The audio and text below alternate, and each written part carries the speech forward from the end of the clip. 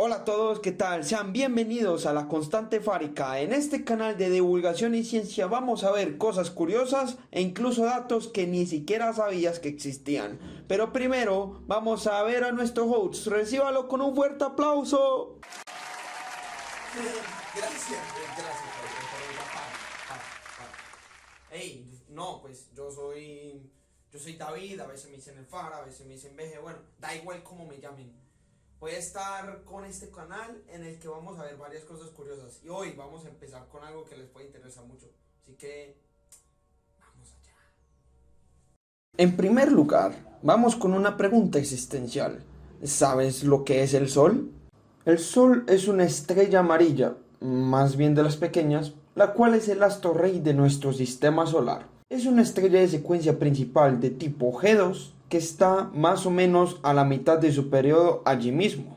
Su temperatura superficial va más o menos por los 5000 grados Kelvin y tiene un radio de aproximadamente 700.000 kilómetros, lo que la convierte en una estrella de las pequeñas y una no tan caliente.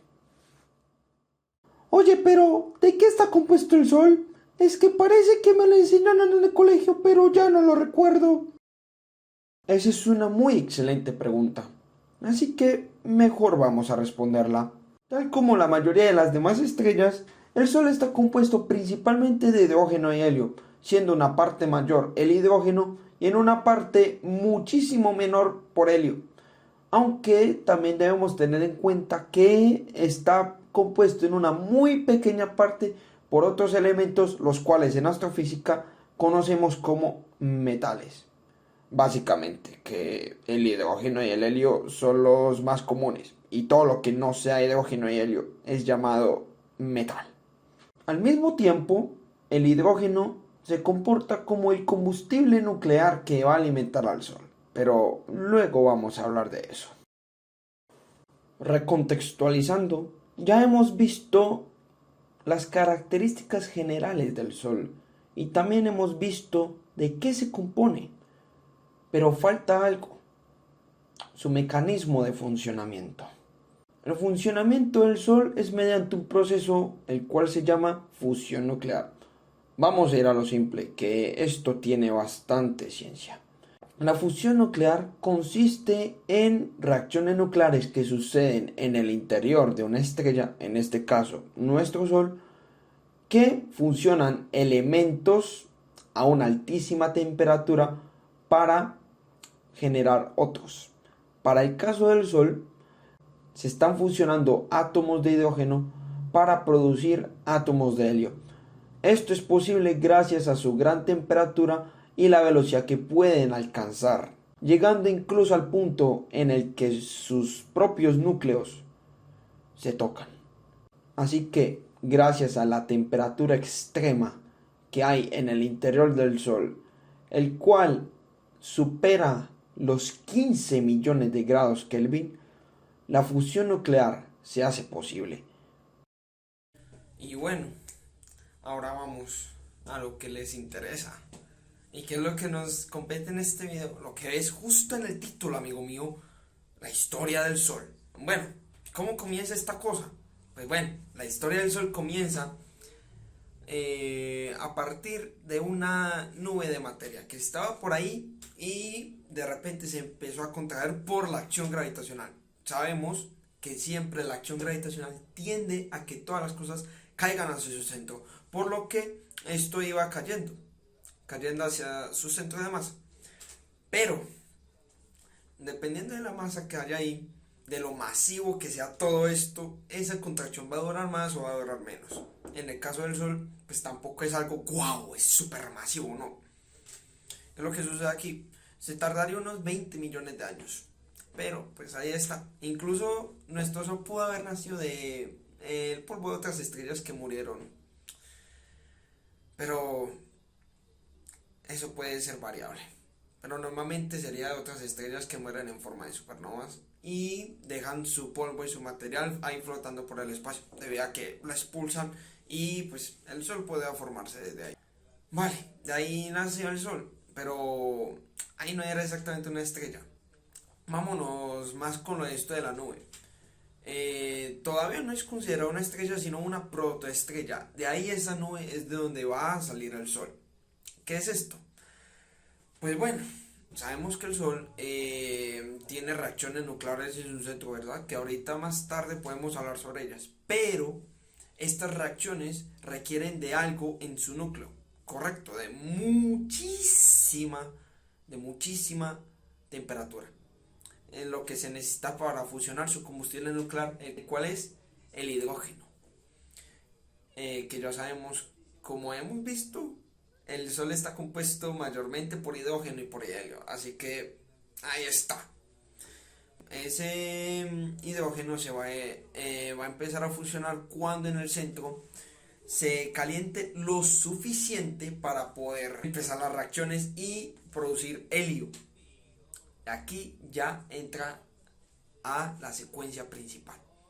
¿Qué es la secuencia principal? Probablemente lo veremos en otro video, pero la secuencia principal es donde están puestas y clasificadas todas las estrellas, o sería un estimado para clasificar las estrellas, claro. La que se relaciona su color, bueno, su color es debido a su temperatura y también sus radios solares e incluso su luminosidad, que lo podemos ver, que ahí está las gigantes y todo eso. Pero secuencia principal es donde está la mayoría de las estrellas, incluyendo nuestro Sol, que justo creo que está en el centro. Y cuando empiezan esas reacciones, decimos que ahí entra la secuencia principal. Ahí es cuando empieza a ser una estrella. ¿Ahora qué? Pues bueno, el Sol pues ha estado en estas fusionando hidrógeno y helenio, perdón, durante unos 4.500 millones de años. Y eso es una barbaridad. Lo que algunas estrellas gigantes no podrían, pero lo vamos a ver después. Lo que pasa, llegamos a esta época media, la que va siguiendo y todo eso, sus reacciones pues siguen existiendo debido a que el hidrógeno no se ha acabado, vamos, como si le echaras combustible a un carro, pero va a pasar un momento en el que se va a agotar. ¿Y cuándo será ese momento? Aproximadamente en 4.500 millones de años. Cuando suceda eso, el Sol se va a hinchar en una gigante roja. ¿Esto por qué va a suceder? Va a suceder que se va a acabar su combustible nuclear de hidrógeno, lo que va a hacer que no puedan seguir las reacciones y esto no compensaría el equilibrio hidrostático que se había formado entre la presión de radiación de la fusión que va hacia afuera y la gravedad de la propia estrella que va hacia adentro, que sabemos que tiende a que las cosas caigan hacia su centro. Así que, ¿qué tenemos? Simplemente que el Sol tiene que hacer algo para poder seguir sobreviviendo. ¿Y qué es este algo? Tener que usar el helio que había fusionado. ¿Y esto qué significa? Que el núcleo se tiene que calentar muchísimo más, pero demasiado, no, ustedes no se imaginan. Entonces estamos en 15 millones de grados para el hidrógeno, para el helio necesitamos solo 100 millones, eso es demasiado. Así que se tiene que contraer, de hecho toda la gravedad aplasta el núcleo de una manera, como si estuvieses, no sé, aplicando una fuerza brutal, pues ahí está, aplasta el núcleo, que pesar del núcleo, pero la estrella tiene que hacer eso para poder seguir existiendo, porque luego le va a pasar lo que vamos a ver. Y ahí pues se va a quedar, de hecho ahí empiezan a expulsarse sus capas exteriores, ojo, por eso es que se hincha, o sea, el núcleo va a estar mucho más caliente, pero la superficie va a estar más fría, porque las capas se están alejando, así que eso, ahí es donde decimos que se va a devorar a los 4 primeros planetas enanos, que se va a devorar a Mercurio, a Venus, a la Tierra y a Marte. Así que F en el chat por ellos. Ahora, ¿qué es lo que pasa? Ahí en esa época de gigante no se va a demorar demasiado. No se va a demorar tanto tiempo de su vida ahí, porque en algún momento pues ya si no va a poder ser, no es capaz de aguantarle la pobre estrella, ¿sabes? Pasaría lo que conocemos en su mayor expresión como expulsa las capas exteriores y forma una nebulosa planetaria. Esto es algo súper bonito, pero no vamos a estar para presenciar. Sí, mucho estarían los planetas exteriores. Ya conocemos estos que son los gigantes. Y ahora sí, aquí es donde diríamos, bueno, ese es el fin del Sol, ya murió y todo eso, pero no, queda algo. Quedó su núcleo que está súper ultra hiper mega caliente, que de hecho es lo que queda el remanente. Es una estrella enana blanca. Una estrella enana blanca es esta que son cadáveres de estrellas. De hecho tienen hasta su propio lugar en el diagrama Hertzsprung-Russell o en el diagrama HR.